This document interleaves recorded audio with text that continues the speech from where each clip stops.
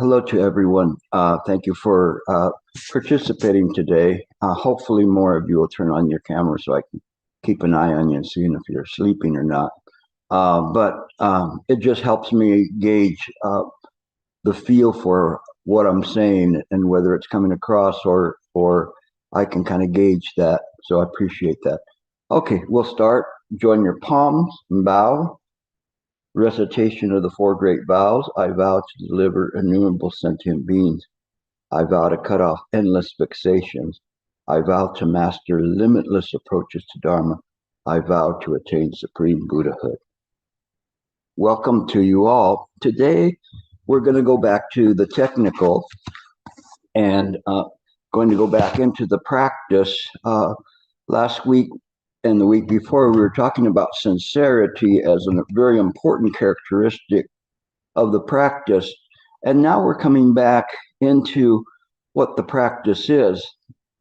And I've been spending a lot of time reviewing different sutras.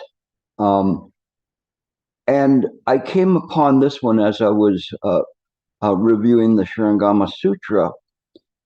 And I realized that this chapter on sound hearing from Avalokitesvara Guanyin Pusa was the first method that I used as a Buddhist to meditate.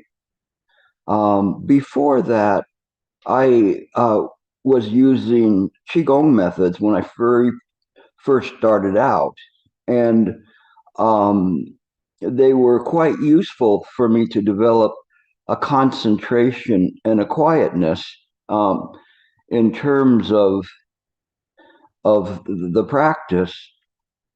But when I switched over to this method of hearing, and I didn't really have any instruction on it except for just to hear, and that was it. I imagine I probably had some kind of a past life practice in this because it came fairly naturally. And there is still a progression in the understanding of the method or I would say the workings of it, that it works in and of itself as one begins to get, it's like kind of like a black hole. If you were traveling in space and you start seeing it and you go, wonder what that hole is, and you just keep going and going, and then all of a sudden it just pulls you in like a tractor beam on Star Trek or one of these programs. It just keeps pulling you in, this gravitational force, until you're pulled right into it. Up until that point, you thought you had the control, and then you started realizing there was something else there that was really in the control. And it is this method, and we'll go over how the method starts early on in this portion of the sutra, of the Shurangama Sutra. This is chapter 6, section 2. And this is the Bodhisattva of compassion. And it tells you how to do it, but it takes time. One is to get the instructions on how to do it. And then the other part is how one practices it and how it evolves in terms of when you begin to practice it. However, if you use it in the proper way from the very beginning, you will find that it works very well. And it's kind of one of those where the one bodhisattva said that it took him 5 kalpas to become enlightened, and then he realized that sudden illumination was available, and he said, if I could do it in this way, then so quickly I wouldn't have bothered to spend 5 kalpas to do this. And it was very funny because one of the very first people that taught me kind of a closed door martial arts with energy training tied to it, and he would teach me how to build up my inner energy from Neigong and build it up and build it up and build it up.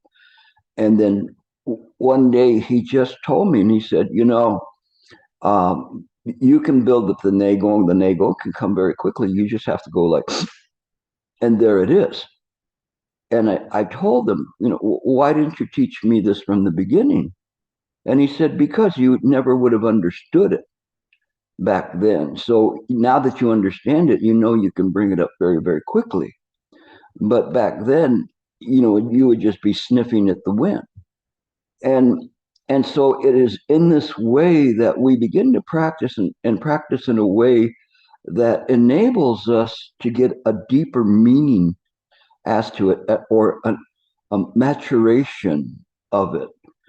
Because I really tried this very sincerely at the retreats, I was able to make some very, very great progress with it. And again, a lot of that had to do with the concentration, the samatha that I had developed in the qigong training, and to be able to quiet the mind and also to direct the mind. This is very, very important, that one has to know how to direct the mind. No, you're not going to get this in too many places to understand this and to put it into practical terms. But every time you sit to meditate all day long, you're directing the mind. And this is what we call turning the mind's eye inward, but it is this direction of the mind. And it can mean two things. One of them, it is the direction, actually a direction without a direction, which is when we turn the mind's eye inward towards mind, there's no direction, but it's mind everywhere one sees. And the other part is in the beginning, before one gets to that point, is to direct the mind to the supermundane. And in this way, when we direct the mind to the supermundane, we're directing it away from appearances and directing it towards mind itself. If you look at some of the latest contributions that I've put on Mindwork Forum and giving directions to students, you'll see that's what I'm doing. And I'm asking them questions after questions after questions, for them to try to process those questions into some meaningful and sincere practice. It is the sincere examination of that makes the difference. Without that examination, then we are still practicing on the second level, still trying to polish that tile to make it a diamond. But this change of direction ultimately leads to a self-absorption. And again, it's kind of an interesting thing, because the sutras are always talking about self-absorption. What does that really mean?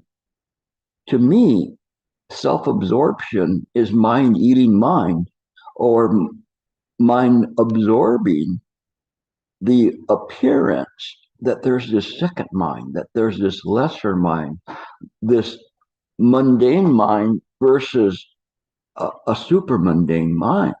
And I started thinking about the terms mundane and super mundane. And oftentimes it's referred to as that, to be meaning mundane being the mind that is your everyday mind, your mundane mind. And the super mundane mind is that which is able to expand the senses beyond what they can normally see, expand the range of those senses. But these are only indications that one is on the path of practice. And I refer you to the 8th volume of the Shurangama Sutra, where they talk about these states in the stages of the practice. But nevertheless, those mundane and super mundane still pertain to the phenomenal nature.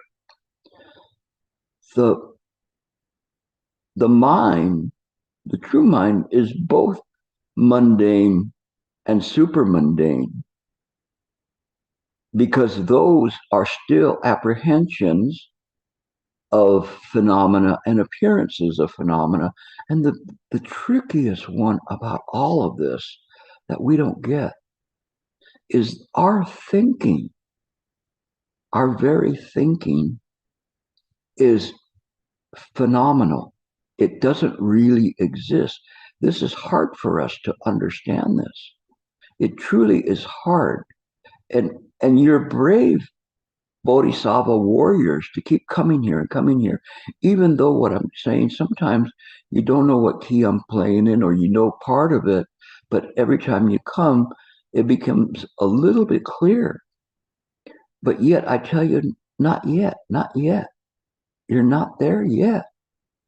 And this was the exhortation of Master Boshen's master, who told him that was the two greatest words of instruction he got, was not yet. Mind will know when, and it will know where one is at in the practice. But we kid ourselves into thinking that some super mundane activity, you can hear things from afar, you can see inside a person's body, you can hear their thoughts, all these different things that can come up. You think that those are special, but they still belong to the phenomenal world. And if Master Boshen's master would be there, he would tell you, not yet. This still is phenomenal. So what Guan Yin Pusa is explaining is something beyond this, something beyond the super mundane. And so let's get into it. I had to preface this because I have to condition you or direct your mind to be able to listen to this in a way that you will not bring your ego along. Your ego's not invited. Just tell your ego, go sit down somewhere. No, it's okay. And you just stay here, okay? All right, let's get to it.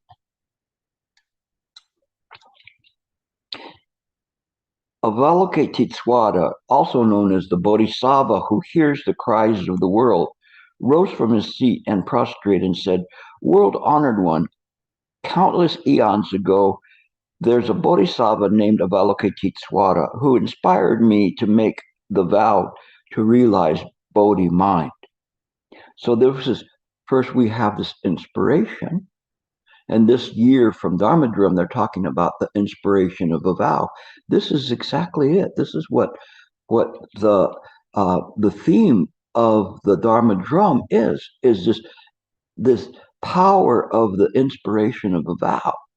And so that's why they're saying this in this way, inspired me to make the vow to realize Bodhi mind. It was him who taught me to enter samadhi through hearing and meditating. At first, I directed my mind, here's the word, I directed my mind inward and entered the stream of meditation. Now, don't think that directing the mind inward means directing the sound inside your ear. That's not it. That's not it. If you practice in this way, you're far from it. So many people practice in this way. And when I go to retreats and people are on this method, I'm so happy to hear they're on the method. And then I went, no, that's not the method. Because they're saying, oh, I can hear everything, and it's so clear. No, that's not the method. It isn't about hearing phenomena. It is directing the mind about the sounds. This is different.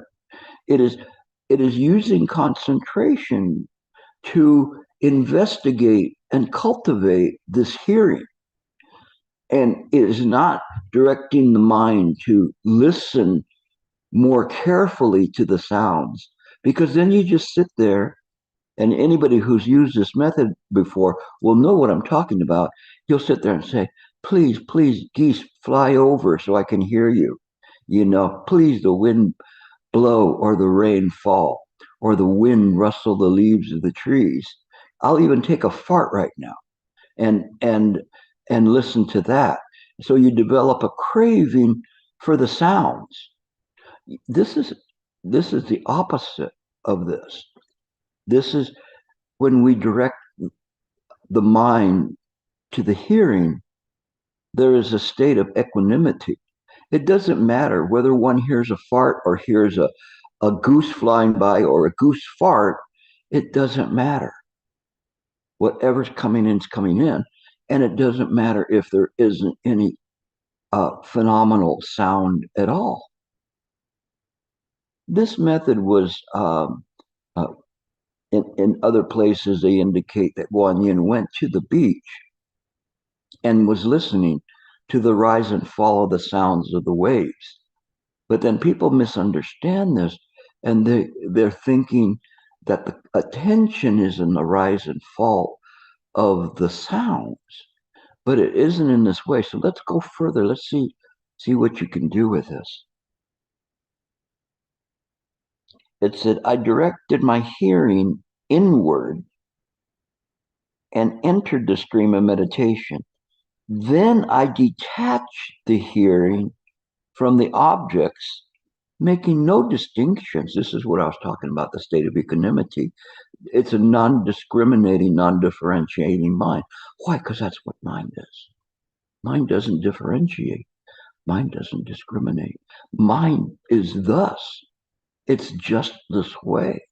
So if the mind is just simply listening, it's not listening and craving sound objects or discriminating one sound to another sound. It doesn't work in this way. Give me a second here. I'll tell you.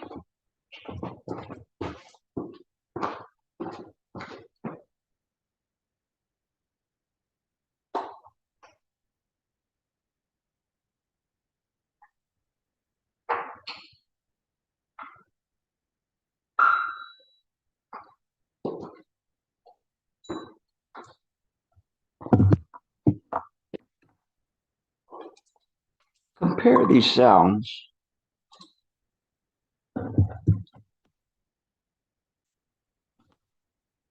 They're familiar to you, right? Just testing your hearing. You can all hear that, right?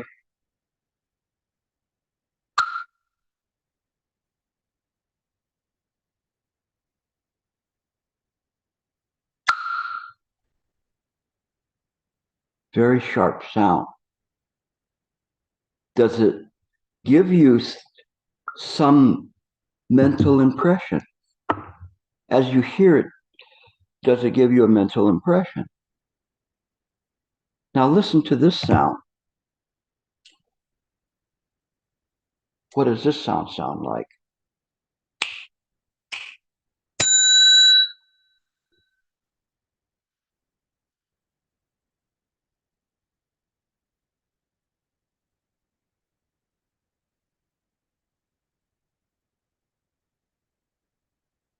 And then you're left craving for that sound, right?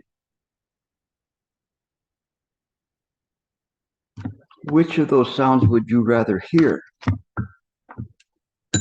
The one that binds you into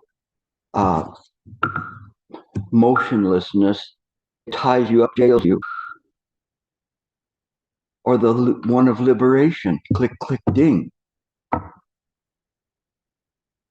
This is not the sound method. We don't seek sounds. We don't differentiate the sounds.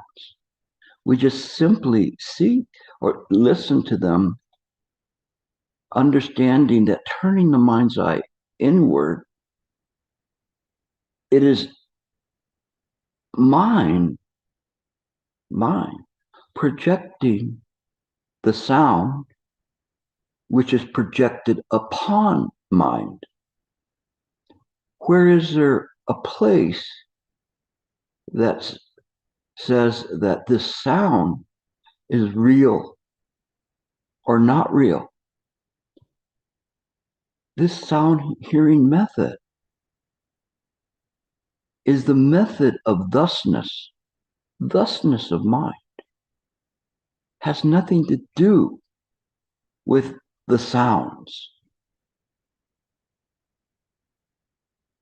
Why? Because mind created the sounds, created the ear organ, the ear object, the ear sense. It already has that. It knows that the sound's going to be there.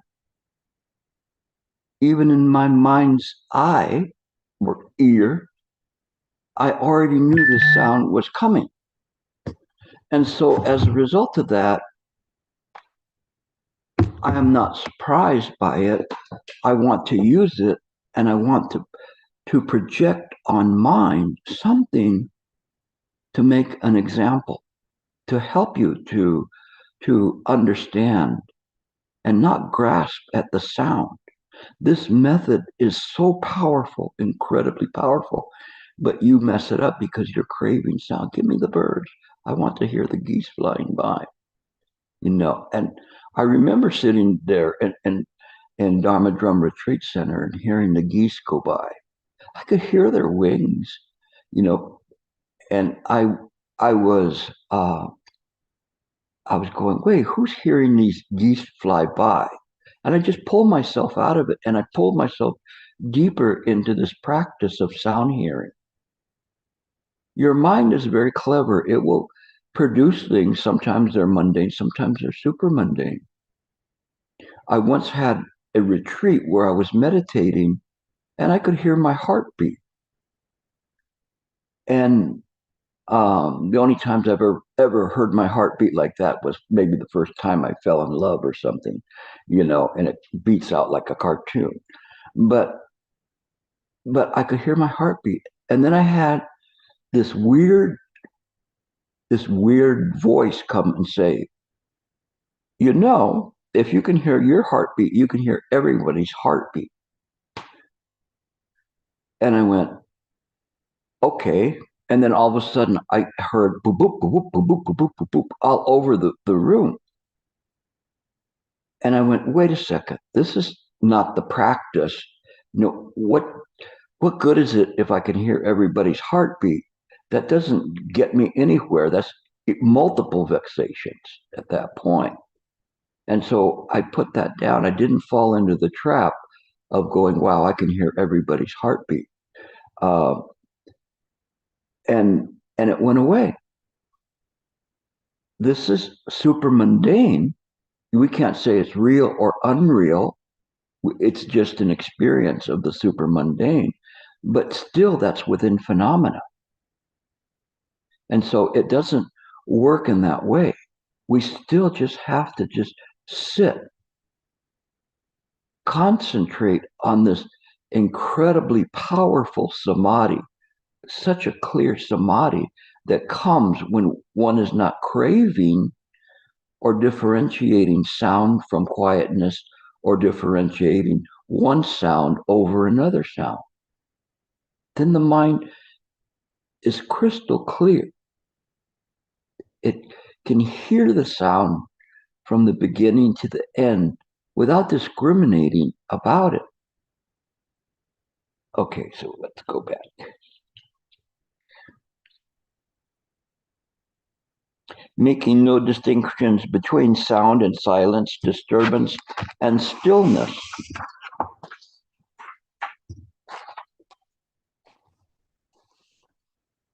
Gradually, both hearing and objects cease. See, both hearing, the idea that I am hearing, and then the object of the hearing ceases. It doesn't mean that it stops. It just means that there's nobody there to answer the doorbell.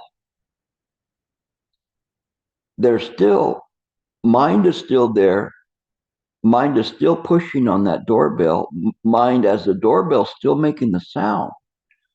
But all of that is perfect. It's perfect thusness of the mind. But we want to capture it. We want to grab it. Pull that goose out of the air. Listen to it. Squawk, would you squawk? We want to hear the squawking of the goose. And all it's doing is saying, leave me alone. But you crave that. So you mess up the method. When we let that all go, oh my goodness, this method is so incredibly powerful. But you have to be truly disciplined, truly sincere in the practice, and it will work. I am telling you how to do this method the real way, not just simply some kind of a method of how to do it, but the experiences, the anticipation of your failures with the method, which are good because then that means you get, once you know you're not doing it right, then you keep, if your sincerity is good, then you keep practicing and practicing so you can hone in on this sound hearer method. So it says, my awareness of this state and the state itself were emptied to both subject and object merging into the void. This is awesome. We can read this and then we just don't really read it, right? We read the words, but we don't slow down. We don't try to listen to the import of these words. So, saying at this point, gradually both hearing and its object cease, my awareness, okay, not cogitation, not thinking, my awareness, and this my is only for expedient means it's mind's awareness of this state and the state itself were emptied to both subject and object merging into the void, self-absorption. Wow. Believe me, this is a good method. I give it a 5-star rating.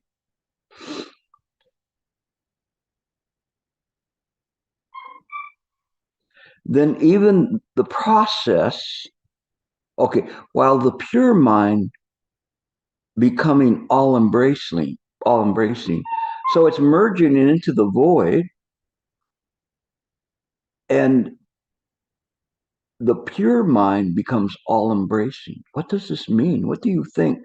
While the pure mind becomes all embracing, if you remember, it says that the subject and the object, so the subject of the hearing, the goose,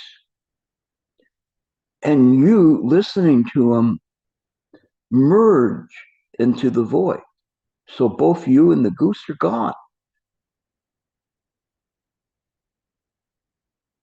And in that, the pure mind becomes all embracing. What does this mean? All embracing. It is not you that can touch the stars. It is the fact that in mind there's no distance between you and the stars. It's all embracing.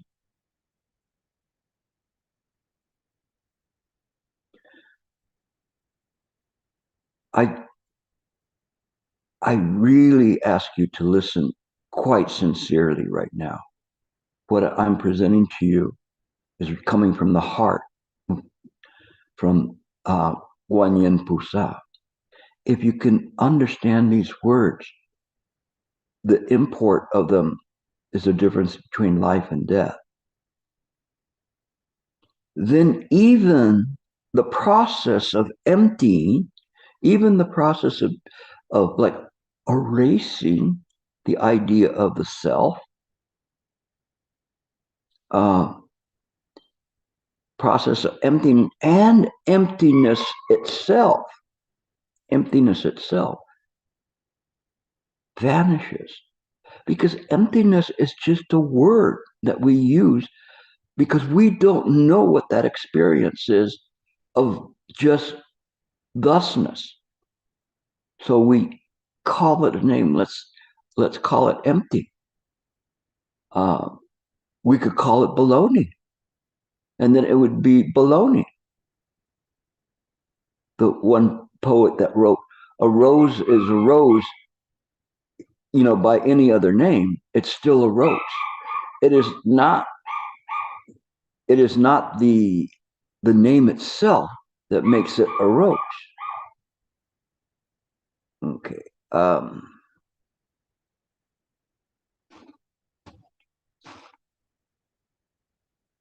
Thus, without either arising or ceasing, the ultimate state of nirvana was present. So, without arising or ceasing, it's present. Why? Because one does not cease samsara for nirvana to be present. The nirvana here, as it's referred to, is the illumination of the mind. It's not predicated on getting rid of phenomena. Comes the next paragraph. All of a sudden, I transcended both the ordinary world and the extraordinary, realizing perfect brightness, pervading through the 10 directions, and gaining two supreme powers. So let's go back up.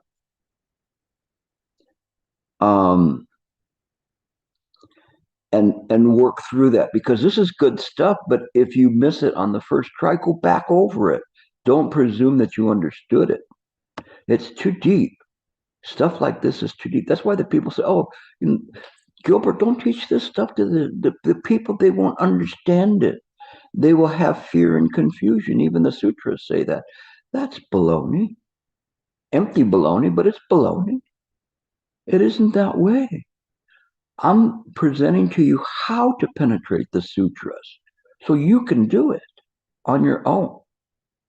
And I've seen the progress that people have had. Again, I don't train scholars. If the scholars was the way, all of the scholars would be enlightened, wouldn't you think? Why aren't the scholars enlightened? How many scholars have you seen come up and say, "Oh, this is it"? Few and far between. Some of them do because they're very sincere. I'm not saying all scholars cannot do it. I'm just saying that it isn't in the humanistic understanding of this, but the transcending of that, and that's what's important. So when we see it in this way, we see I transcended. So what is transcendence? Going beyond. Gate, gate, parasamgate. Going beyond. Both the ordinary world, the phenomenal world, and the extraordinary. And this extraordinary here, in another version of this, they define that as mundane and super mundane. But I don't think that was a proper definition. People can challenge me on that, and scholars can certainly challenge me on that.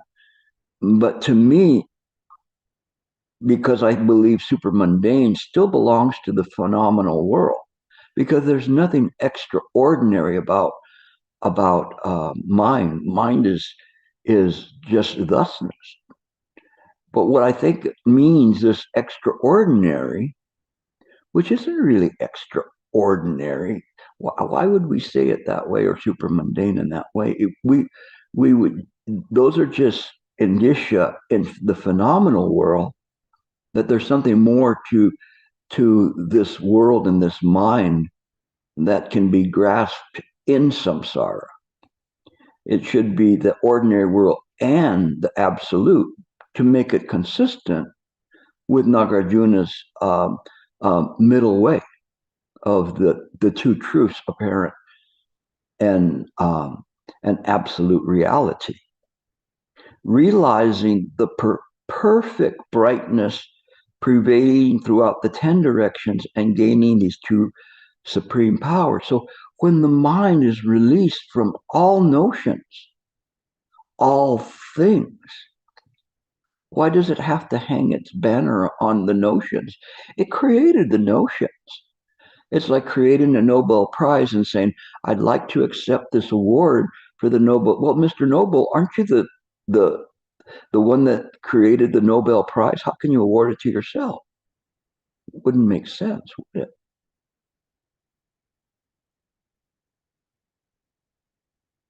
So the first power, my mind ascended to unite with the enlightened mind of all Buddhas. Pretty good. Ascended to unite with the enlightened mind of all Buddhas in all 10 directions, thus acquiring the same compassion as the Tathagatas. This is the message of the Heart Sutra. This incredible compassion. This incredible compassion because we all have Buddha nature. It wasn't spelled out completely in the Heart Sutra, and it required the Tathagata Garbha study and Nagarjuna's Madhyamaka school to really penetrate through for the meaning of that. But it is all the Buddha nature. And then the second one, my mind stayed connected with all beings of the 6 realms in all 10 directions, remaining attuned to their sorrows and prayers. This is awesome. If I think last summer I was kind of talking about this. I know I was talking to Senthan, giving her some practice about this of attuning to all sentient beings and their sorrows and hearing their prayers. This is very powerful when we can turn it around in this way. It is not that we turn around and say, oh, this magical puppet I must give in this way. It is the very fact that one understands how this works, that this unbridled compassion, this limitless, infinite compassion and infinite light can be spread to everyone, not by a samsaric individual, but by mind itself, tuning the two supreme powers together. The first one is to unite with the Buddhas, and the second is to connect with all beings in the 6 realms. It can be done.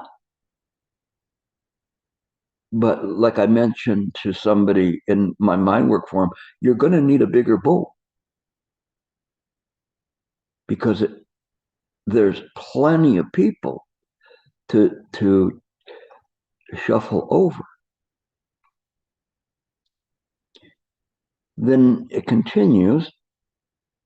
World honored one, since I kept making offerings to the Tathagata Avalokiteshvara, he led me to realize Vajra Samadhi.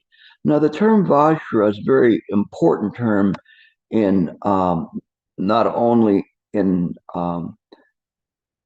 Chan Buddhism, but in Mahayana as well, and even in Indic other religions, the term Vajra, meaning a thunderbolt or a diamond, is very, very powerful because often they show some of the bodhisattvas with a bell and a dorji.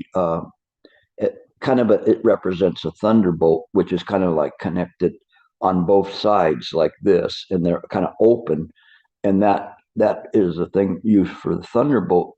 But that and the bell combined are the symbol for this wisdom and compassion, this great wisdom and compassion. So he's saying, led me to realize Vajra Samadhi. Of course, that's what he's talking about.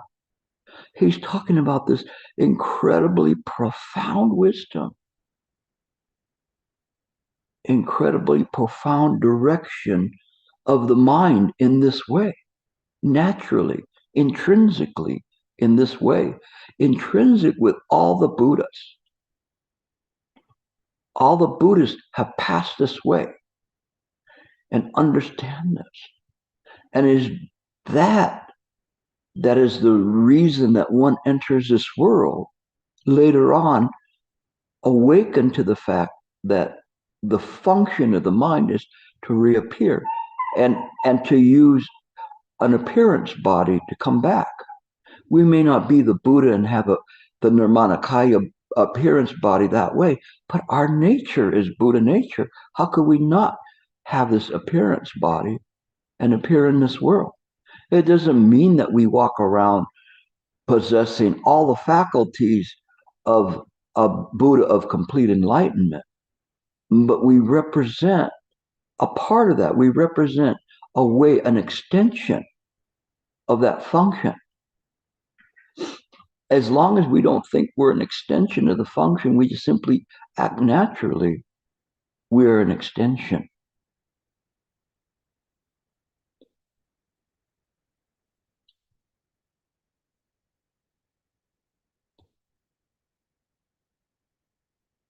And in this one,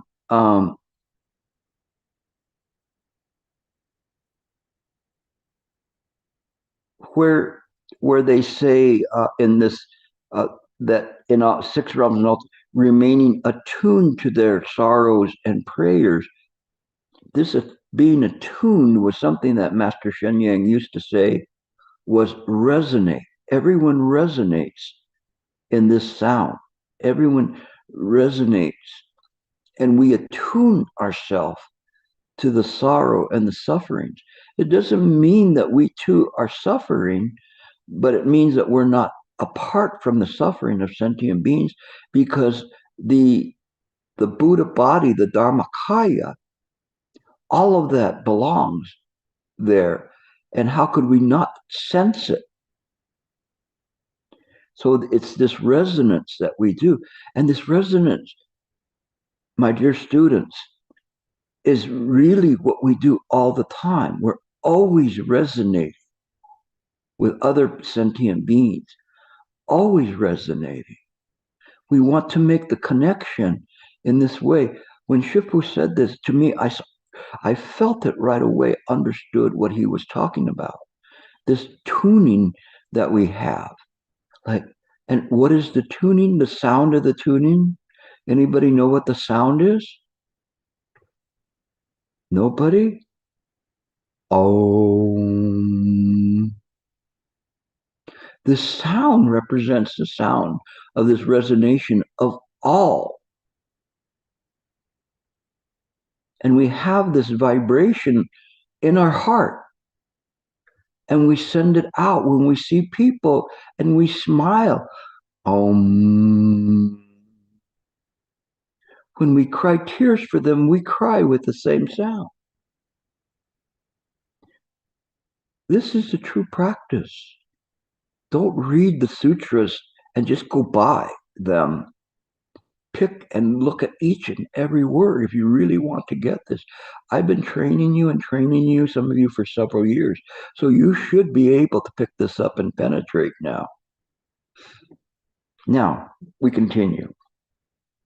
And we're going to go a little bit longer because I got in a little bit late. But it says, world honored one, since I kept making offerings to the Tathagata Balaki, he led me to realize the Vajra Samadhi, which gave me the same power of compassion as all the Buddhas, enabling me to manifest in 32 forms, so that as to come to the land to answer the prayers of all beings. This is very interesting, and it's not by accident they come up with 32 forms, because it's resonating the Diamond Sutra, where they say the Buddha cannot be known by his 32 marks. But here, the Buddha can be known by the manifestation of function in all realms. In these 32, these are the 32 that you can find the Buddha and the Bodhisattvas in. So the first one is for Bodhisattvas who practice samadhi to end outflows and attain attain the transcendental, I will appear as the Buddha to transmit them the Dharma, leading them to the final liberation. So those bodhisattvas who practice this samadhi, especially this deep vajra samadhi, then that's something that the Buddhas will appear. It's interesting because I always quote the Bible where it says, "Seek and you shall find, ask and it'll be given to you." And that is something that is very true in the Buddha practice. If one truly wants to practice well and sincerely, it will come to them. For practitioners who practice solitude and stillness to attain self-enlightenment, I will appear as a self-enlightened one who shows them the path leading to liberation. For practitioners who are working on ending the chain of dependent arising, I will appear as a pratika to teach them the Dharma, leading them to liberation. For practitioners who have understood emptiness through studying the Four Noble Truths, I will appear as a Shravaka to share the Dharma, leading them to liberation. And here, what it's doing is it's showing, and there's a non-differentiation saying, oh, those Shravakans, they only cling to this or they cling to that or whatever, we'll catch them on the next go round. No, in this lifetime, the Buddhas and the Bodhisattvas will appear and they will help them. It's still, it's still Buddha Dharma. And they will present the Buddha Dharma in the ability of one to recognize it in practice. Remember, I was talking about the one that was sweeping in the courtyard. So the Buddha appeared to that one simply in the way that he could understand. Don't think that there isn't bodhisattvas in this world already. They may be testing you. No, it's like those Chinese soap operas where there's somebody there that they're poor and they're selling fruit, and the person comes up and kicks them and knocks all their fruit down, never knowing that they were actually the CEO of the company. And it's that way. We don't know. We don't know who is there. They can come in any form. They can come in the form of a sick dog, right? All maggot infested dog. So we have to be mindful. We have to treat everyone as a noble person, as a noble being, a noble animal, noble ghost, a noble hell dweller, because they possess Buddha nature. So all of these 32 are talking about different classes or so-called classes of people and telling them that they're going to be taught in accordance with their ability. Again, sometimes you only have a flash of a moment walking down the street. You smile, you open a door, you help people, you're mindful. And it is in this way that you see things. So it is how we would want to be treated by others. Today, there was a very simple thing. I was in a physical therapy and I was riding a stationary bike.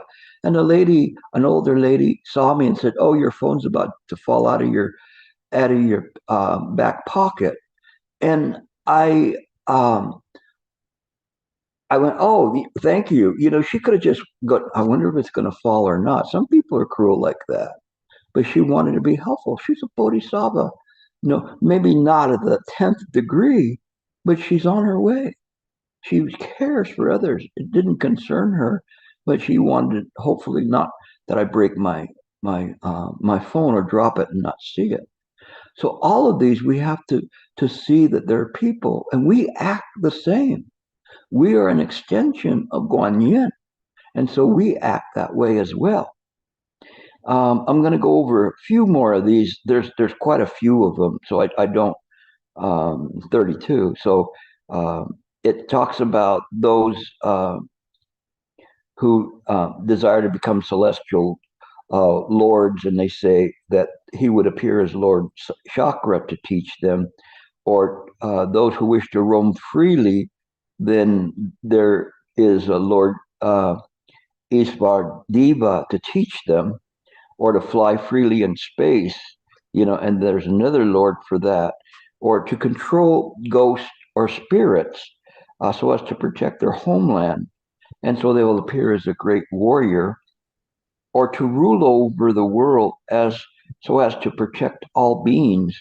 I'll appear as the four celestial kings, or four heavenly kings, sometimes known, to teach them the Dharma, leading them to reach their goals.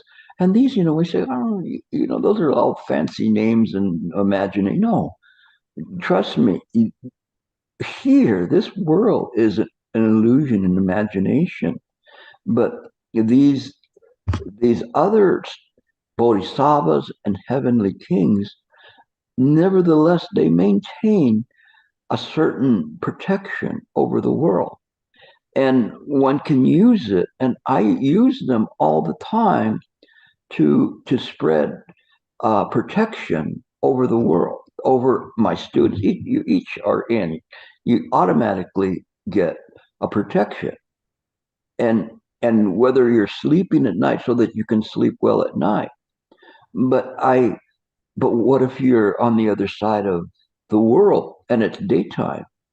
Then does that mess it up? So it's like, well, thanks a lot, but I'm awake now, so you're giving me protection, but I'm not sleeping now. It doesn't matter. It doesn't matter, because the time in all 10 directions is just Buddha time, Buddha space.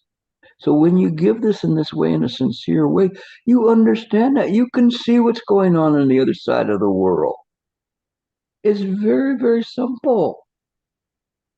But we don't have faith in that. We only have faith in what we can hear and how far our cell phone can reach.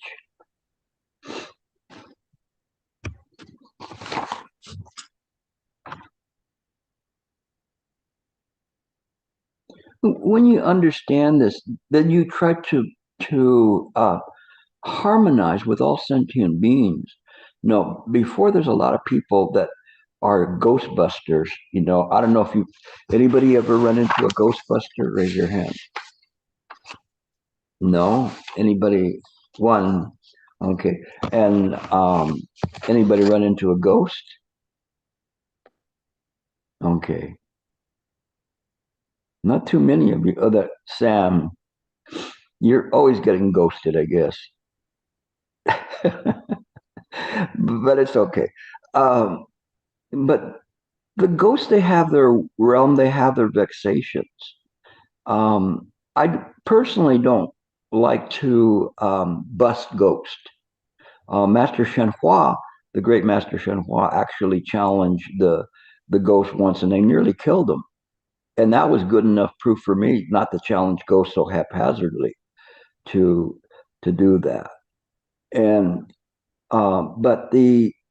but always try to deliver the ghost too.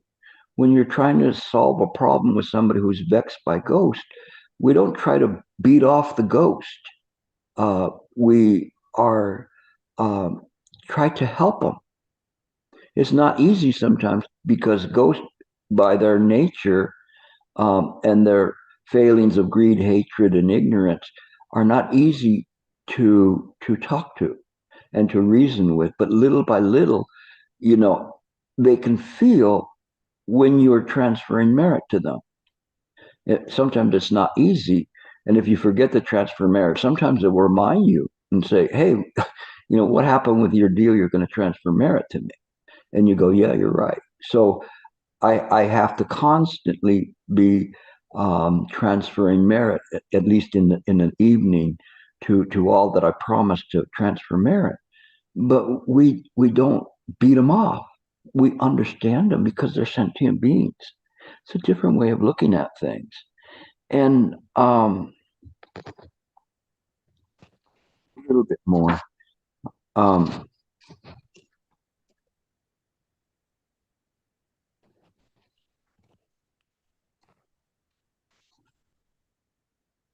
so it says, world honor, this supreme hearing power achieved through the diamond samadhi also allows me to resonate with all living beings. There it is. There's the term. It allows me to resonate with all living beings in the 6 realms, 3 periods, and the 10 directions, and to bestow upon them 14 kinds of fearlessness. If anything in Buddha Dharma, there's always lists, okay? I don't know if you've already figured that out, but there's so many lists. But this is a list again, and it says the first is by meditating on all suffering beings, I can hear their cries throughout the 10 directions and bring them rescue and relief. That's Guan Yin, right? But that's how we use this fearlessness. Second, by discriminating, second, by turning discrimination around and restoring everything to its original state,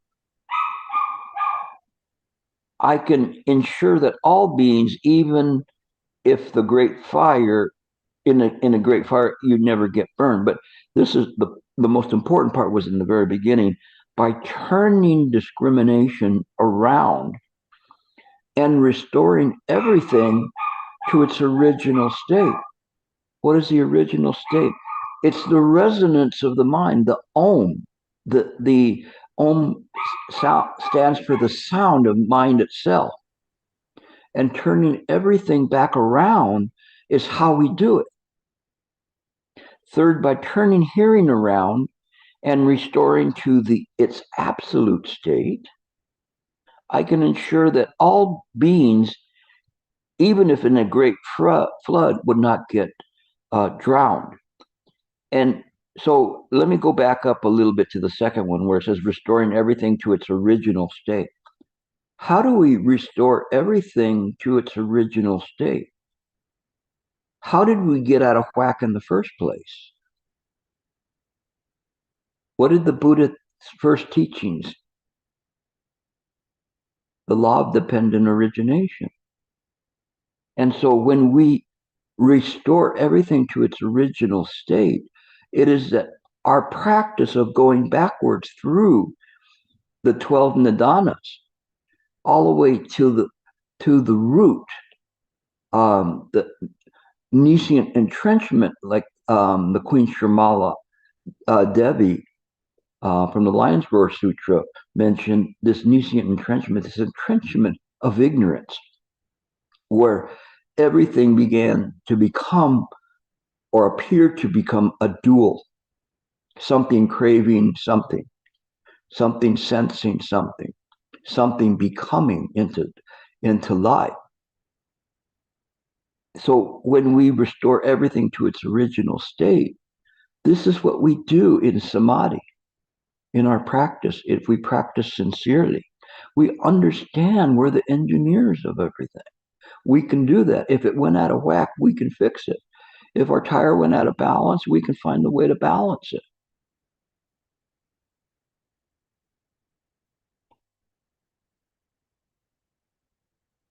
Fourth, by putting an end to all delusions and therefore cleansing the mind of harmful thoughts, I can ensure all beings, even in the realm of the evil ghosts, never get harmed. So we are in the process of putting an end to delusions. Sometimes when I'm talking to these spirits, these vexed spirits, if I have an opportunity, I present the Dharma to say, why do you want to do this? what good will this be to do this? It only causes you more harm. You're causing yourself harm because you're destined to remain in this world. The only way you can deliver yourself is by letting go of that. And so when we do this, then we understand even those caught up in the realm of the ghost or in hell. It's hard to do that because I mean they're full of suffering, and you get down into hell, those things are almost like a concentrated evil. That's why they're there. But nevertheless, through compassion, it can break through that because all of the concentrated evil is still an illusion, but mind is not.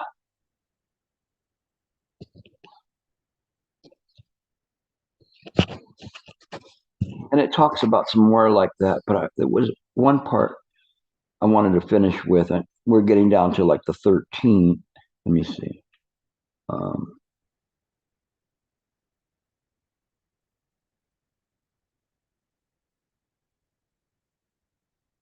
it's just telling you you can be saved by from robbers, or if you want a child, you can have a child. If you want a daughter, you can have a daughter. You want to have a son, you can have a son.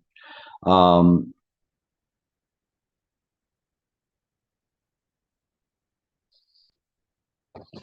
and the 13th says, I have the power to fulfill wishes of childless people if they ask for good daughters. I do so, purifying the six senses and unifying their light to illuminate everything through the 10 directions, thus realizing the great perfect mirror that reflects the emptiness of the Tathagata matrix, this great perfect mirror that seeing into the samsara understands that is fundamentally empty.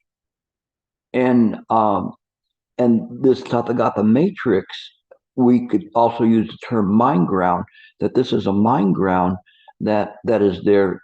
Another word for it is the Dharmakaya. All things come from the Dharmakaya. The matrix is that which is the mind ground which things come from.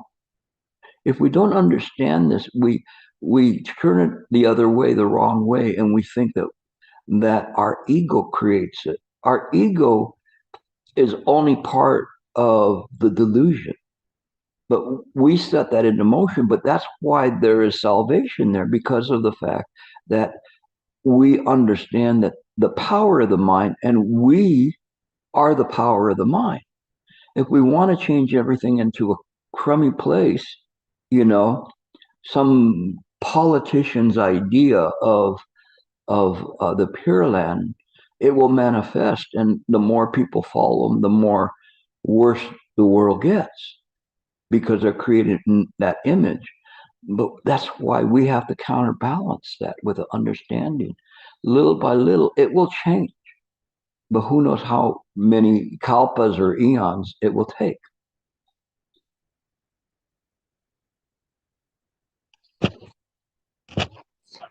One last part. Okay, this is the final part. Because of my perfect realization of the supreme path, world honored one, I have also acquired four inconceivably wondrous virtues. So Guan Yin's now telling them what the virtues are that because of this practice. The first is that the essence of the mind pervades everything.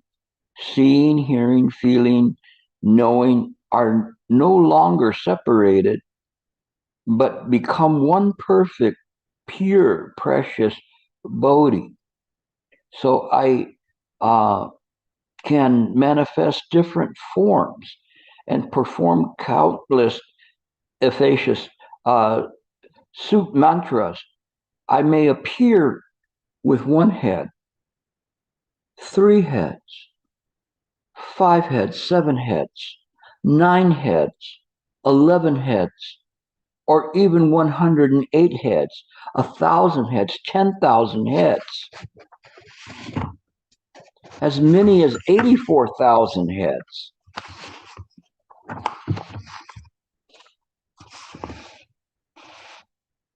as indestructible as diamonds. Likewise, I may appear with numerous arms, with each hand forming a powerful mudra. And I may appear with numerous eyes, clear and pure and precious, expressing either mercy or wrath, transmitting samadhi and wisdom in order to save and protect sentient beings, empowering them to attain the real peace and liberation. Second, I have completely rid of the 6 kinds of sense status through concentrated hearing and contemplating. So this concentration on the hearing and contemplating that, then one empties the 6 senses. One empties the 6 objects and the 6 sense organs, which we talk about, the 18 realms are empty. Second, I have completely rid. Okay, I'm sorry, I read that part.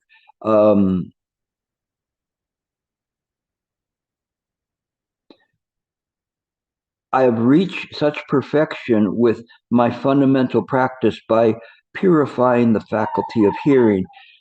That beings in whichever land I visit are inspired to give up on their worldly attachments in exchange for my compassionate aid. And the fourth, I have realized the Buddha mind, ultimate reality. I can make offerings of all precious kinds to all Tathagatas throughout the 10 directions, and I can make the dreams of all sentient beings come true, no matter what dreams they have in mind, be it seeking a mate, an offspring, a long life, a samadhi state, a great nirvana. They will get it if they pray for it. And again, this is that we understand, since everything is created by the mind, by pointing our mind towards the mind, all of these things can be manifested. This is a very quick rendition through this part, and I apologize it's so quick, but it's something that I think the essence of it was something that you could truly appreciate. So thank you for listening. It's a little bit longer, but I wanted to get through as much of this as I can, and hopefully that will help you. And you can play around with this hearing. I know that some people had been asking me about it or say that they are doing it, and I just wanted to make sure that they understand how to do it. Okay, thank you very much. Amitofo. They'll take questions. Gilbert, while they're waiting, which translation were you using? I could not find the exact translation. I don't know. It's not the Master Shenhua's translation. No, yeah. And so it was a different one, and I don't know if I have it or not. Let me see. I knew you were going to ask me that too. I said Because I've been looking, and it was the Master Shenhua's is similar, but it's not the same at all. It doesn't, and what I printed out doesn't have a reference Okay. to it, and I got it. Because I thought that this translation worked a little bit better in terms of for a lecture. Thank you. But I don't remember where I got it. I can look at it and see and send you the link. It's still on my computer.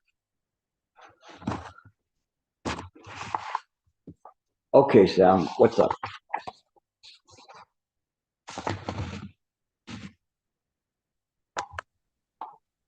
Amitofo, Gilbert, and thank you. That was unexpectedly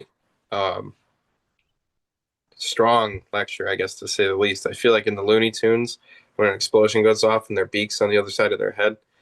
I do have a lot of questions, which I'll save most of for mind work forum, but I wanted to narrow it down to kind of 1 to 2, I guess, into one. But I really enjoyed the when you were doing the bell and the wood fish, and you were talking about how, like, what I was going to ask you about is with the sound hearing method, for example, when the bell sounds or when the woodfish is stricken, and you're talking about like that craving for that sound.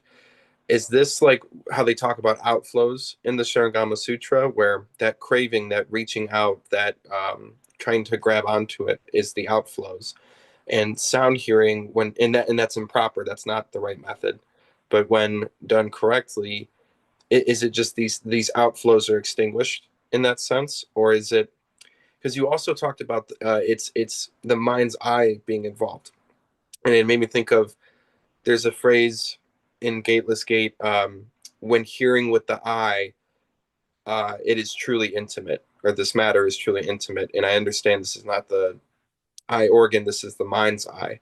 So is What it do you turning think intimate means there? That's the operative word. I'm sorry, what? What do you think the word intimate means there? It's the operative word in all of that. What you just the quote that you mentioned. It's intimate. It's the merging. It's that no subject, no object. That when you were talking about that merging into the void, and there's no sound and there's no hearer or the observed and observer in that sense. It's that merging or that non-duality into that voidness. When you go to take a shower, you're pretty intimate about your body. I'm not saying this in a vulgar way. I'm just saying there are parts of your body that are intimate to you. It is this kind of a knowing. You don't say, well, where did that come from? You know, only you know whether, you might have a pimple on your bottom. Mm. It's that kind of a knowing intimacy with it, that because the way you know that is your body. So the intimacy there is that there's no duality. There's no duality. You can't say, well, that's not me. I can't have a pimple on my bottom. Again, forgive me, I'm not trying to be vulgar. I'm just trying to say that nobody would know that you have a pimple on your body. If you're married, perhaps your wife will say, where'd you get that? But that would be something that you would know. You wouldn't say, well, that's not me. No, it's you. Causes and conditions cause you to have that there. But it's part of your body. And so there's where you should search. Okay. That's why I say a lot of what is said, you have to break it down and to see how it works. And you'll be able to penetrate deeper. Okay. This is something that you have to develop, not to rely on other people's wisdom, but to rely on your sincerity that you can find the answer. Absolutely. Thank you. Okay. Thank you. All right. Renee. Thank you, Gilbert. Thank you for your very impressive lecture. My question is, I know I shouldn't trap myself inside my own little bubble, but when you spoke about today, just tuning with all sentient beings, that's really shocked me. I realized that in truth, I'm not really willing to completely open my little bubble and tune with others, because I often prefer to return to that small bubble where I feel safe and secure. And I know, just like when I practice, just listen or accept anything, not pursue anything. It's just like stop. But I think the next step, it's like in tune with others. I still need to force myself to do that. It's not like just stop a pursuit. It's easier for me. Just keep a stop. It's easier for me. But the next step it's harder for me.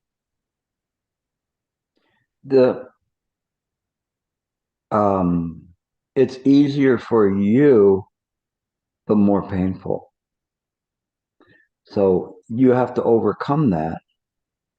And in the future, you'll be known as the bashful bodhisattva. But you know how they always have fierce light bodhisattva or infinite this, or you'll be the bashful bodhisattva because you're so, like you don't want to mix. But in due time, you will change. You're already there because the very fact of this, it's like striking a match in the darkness. The sound of it, the all of the match, the sulfur or whatever it is that causes it to light up, it's all present, and when you'll be able to see through the darkness that's there. So you'll get there. You have from past life, your practice is one that you have a good potential. So you have to keep practicing hard, sincerely, and my job is I have to stay alive to help you to fulfill your vows from the past. So you'll see. Thank And you. by the way, I PM'd you, so I don't know if you saw that. Personal message. Personal message. So you have to look in mind work, and you'll see a personal message to you. Okay. Okay, let's see who we have. Matt, the usual suspects or unusual suspects. Go ahead. Amito for everyone. There he is. Okay. Sensei G, hello. One of two questions. I might not ask the second one because it's kind of not relevant, but we'll see. I kind of correlate the message that you translated with not the hearing of the Shurvakas, the sound hearers, in the aspect of when you're in a stage of samadhi, you're not attaching to any sounds with not obviously your own heirs, but when you're talking about with the gooses and whatnot, and going beyond that and just kind of extinguishing any your sensory organs. Could that be comparative to like single-minded awareness or maybe even non-conceptual wakefulness? Yeah, I mean, in its practice, and it's done well, it is just simply mind. Right. But you have to be careful not to conceptualize or romanticize that experience. It's just simple, and it's just very direct, Right. but very peaceful. But it's as natural as putting on your socks before you put your shoes on. And so in this way that one practices, but don't over intellect it. Don't do that. I think that would be the question I'd expect from Arvin. I'm not insulting him, but I mean, but you should not think in this way, not have no expectations. You have to just pare that all down into just your just mind and the heart mind, this wisdom and compassion, and don't try to fit it into any place. You mess it all up if you do that. Okay, don't do that. This is a very valuable lecture, but it can be a mess if one tries to over intellectualize it or romanticize about it. So, Then in it other words, doesn't work. I already muddied the water, huh? At that point, yeah, by asking the questions, because you're missing the point of this simple true nature that's there. Okay, and you want to categorize it, and you don't do that. Okay. Okay. All right. We had somebody. Did they fall off? Yeah, it was Tom. No, I'm sorry, Gilbert, but I actually feel that you've answered my question just now. Oh, I thought So you were running away. no, I was listening intently, and I also Okay. really feel like I got a lot out of the lecture, and these last couple questions have also addressed my question. But thank you. Okay, good, good. I'm happy. This is again, well, we're going to finish up about the same time, but I had to give a little bit longer lecture because I came in a little bit late, but the material is something that it's awesome. I mean, those who've been practicing for a while, what you can get out of it is amazing. And those that haven't, then it gives you just another tool in the tool belt to be able to practice in the right way. Um, it it is from a well-known advisor that has used it in the right way. It's like, oh, if you have a hammer, you have to know what side of the hammer that you use to hammer on, in which direction that you do it, and the swing and everything. All of those things a well-known advisor can do and help to prevent you from making some mistakes that can save you time. Ultimately, you'll figure it out if you have sincerity. But if there's a well-known advisor there, no, then it will help you getting there faster in terms of what's there and not be confused. This method is incredibly precise and profound, extremely profound, but it does require an understanding of how mind works. And when we do that, then it's awesome. It is just the same as just simply sitting in silent illumination, um, but you're using the ear organ to do it. And because of that, it serves as, if that's a good window for you, you can enter through that window.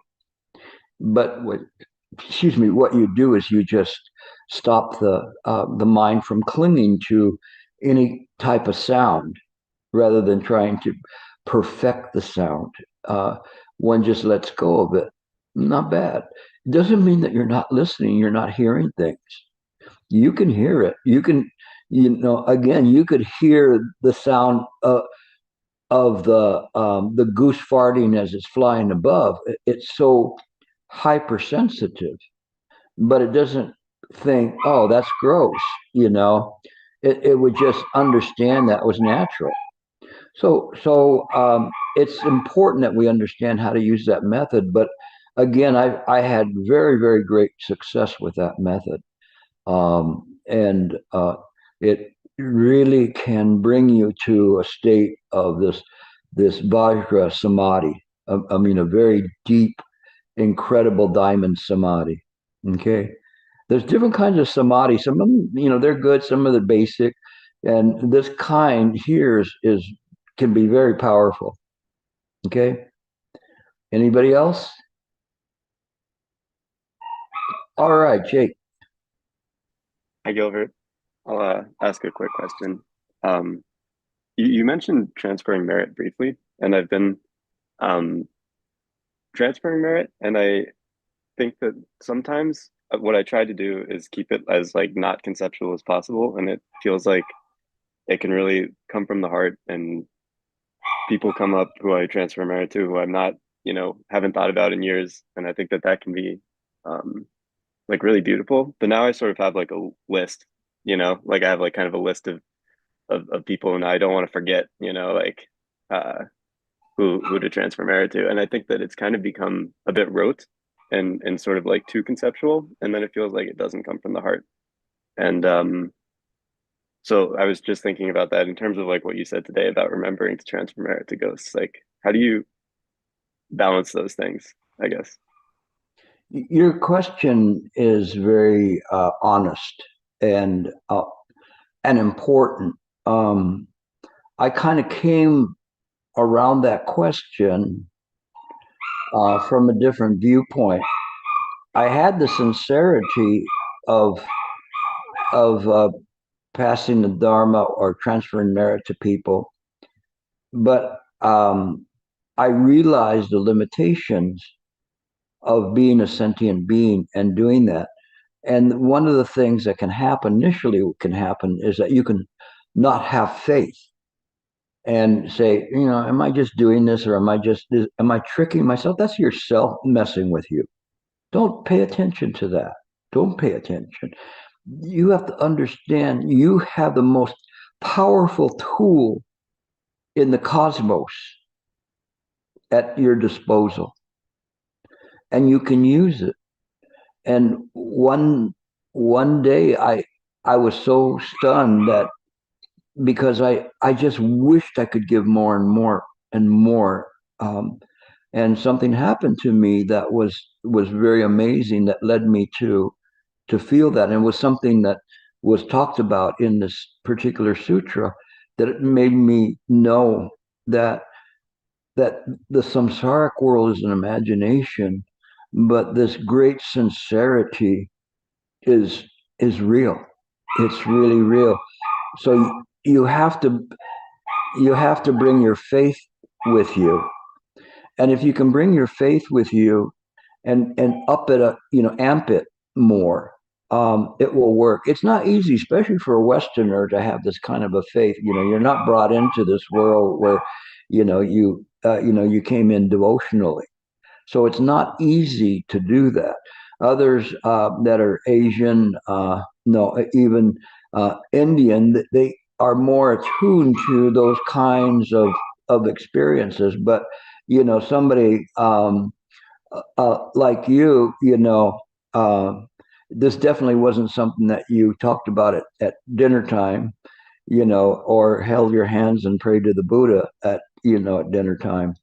No, but trust me, that if you practice, you feel like, what the heck am I doing here, right? But if you practice in the right way, you will develop a great faith. You see you have a connection all around you with this. It's not by accident. It's not. And when you see that, you'll see that no matter what, your belief in this practice is one that will be, even if relationships finish, hopefully not, but if they do, this will still be with you. And so you have to have this faith, really truly have this faith, that and you will, it will be given to you because you're asking for it. And that's what this sutra was talking about. If you ask for it, you get it. And so just keep doing that. Don't let these ideas from the ego come up and go, oh, I can slack off. I remember when I was talking about the demonic spirits that I was transferring merit to, and I got tired one night, and I didn't do that. And I slacked off for like about a week, and the spirits came to me at nighttime. But not only do they come to me at nighttime, but the person I was protecting also got disturbed at the same time, at the very same time. And because this was a particularly difficult one to work with. So it's something that you, after a while, you see this and you see the value. It does work, and so one has to trust in that. Okay, have faith, and no, that's important. And if you read what in the Guanyin, further on those, I think the 14 virtues, you'll find that there's some amazing things that are in there. But if people have that kind of an interest or sincerity, it will come to them, or they'll be protected. No, it's something that's there, and one calls upon these protectors to not just help you, but help the people around you. Gilbert, he couldn't protect anybody, but I have allies. It's not like I'm on a first name basis with any of them. It's just that I utilize them as necessary. I don't say, oh, please, the four heavenly kings, please help me get the right lotto numbers. It's not like that. It's like help this person because they're going into an operation, or help this person because there's discord in their life, or that they're at a crossroads.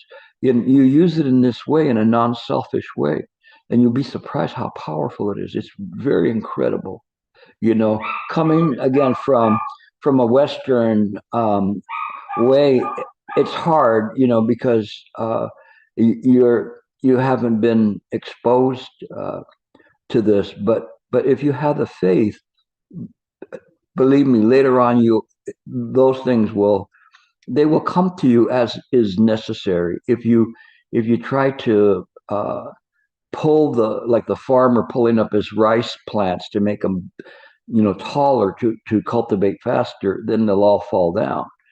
But if you practice in due time, everything will come. Okay. So your question's a good one, and the reason I tell you that is because I'm a Westerner too, maybe more Southwestern than you, but in any case, it's something that people that are Westerners, they have the ability to be able to have some faith in this, because it's kind of like, well, where did Christians come from? What did they have? I mean, their religion is one based, in the Middle East. So wouldn't you think that that's foreign as well? So it isn't in this. The faith comes from within, and you build those connections. Okay. So, I'm talking to all of you that have these kinds of doubts, even some people from, that are Asian descent. They may have doubts. They haven't seen this. People that know me, and I don't talk about this too often in Zoom classes, but, there's some pretty incredible things that can happen and be experienced, and all of those give me a great faith to present this. Okay. Anything else? No. Okay. I think I have one more class before that next one, and we've got some my standby guest lecturers that are already in the process of preparing. So, hang in there with all of that, and while I'm gone, I'll try to give you guys a kind of a running commentary of what's happening to me. So hopefully that'll all work out well. Okay, nothing else? Then that's it. So thank you very much. Thank you again, Santa, for there. Very good to see you again. And so you still look like you did